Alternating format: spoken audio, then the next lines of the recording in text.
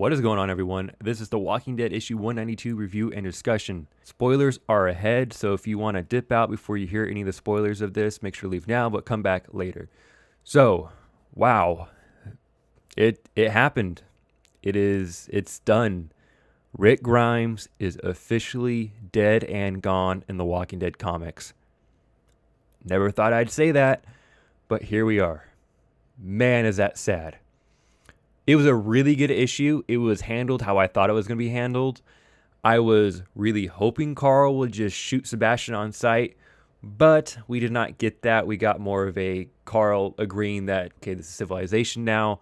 Hopefully we can just let him rot away, which we all probably know that's not going to happen. He's going to get out one way or another. I feel like the story arc is very much not over because it has to be resolved with Carl killing Sebastian, right, in one way or another.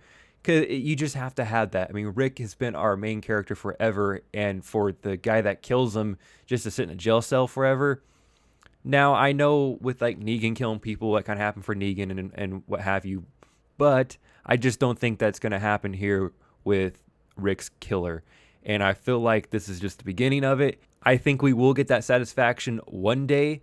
Maybe it won't be for another 50 issues or something crazy, but I think Carl will kill Sebastian. It just may not be relatively soon. But I really hope we get that satisfaction one day. I truly, truly do. But let's get into the meat and potatoes of this issue. Holy crap. So I thought they were really going to drag it out, Rick being shot. I thought he was going to be kind of like dying for like the whole issue. Like, oh, I'm shot in the chest, but I'm kind of still alive. Well, they just said F that. Sebastian put 3 more bullets into Rick's chest, and that was that. And he's just laying there dead on the bed. Man, was that hard to watch. It was weird seeing Rick Grimes being dead, lifeless. He was just there throughout the rest of the night and morning, and then he turned. Rick Grimes turned into a walker. Let that one sink in for a moment. Our hero for the past 191 issues turned into a walker because a 17-year-old kid shot him in the chest. That was really, really... It was sad to see. It was really sad. Now, is it awesome looking in the comic panel? Hell yeah, there's some great looking panels in this issue.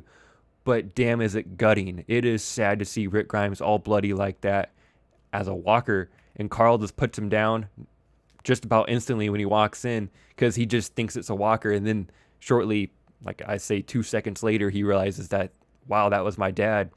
Someone shot him in the chest and he turned into a walker and I put him down. And, of course, all of the Commonwealth guards come in and everything. But seeing Carl shoot his dad like that and then just collapse to the floor crying, now that's what got me. That was just super, super sad. I mean, because Carl didn't hesitate, put down the walker, and then it all dawns on him, and all these emotions just came swelling up, and he just drops to the floor like, I'm just defeated. I'm done.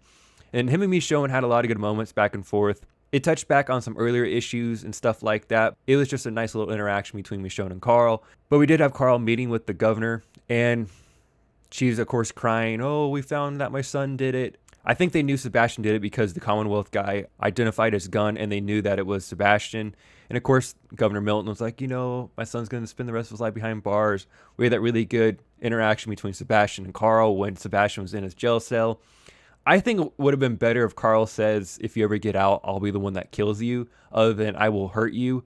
Now, you can go with the I hurt you route, but kind of be more graphic with it. Like, oh, if you ever get out, I'm going to chop off your hand and do something else, rip out your eye. I don't know, something like that. More than just I will hurt you. That kind of, I don't know, it didn't really hit for me. I think it would have been fine if he just said, I'll be the one that kills you. Don't you ever forget that. I'll be the last face you see.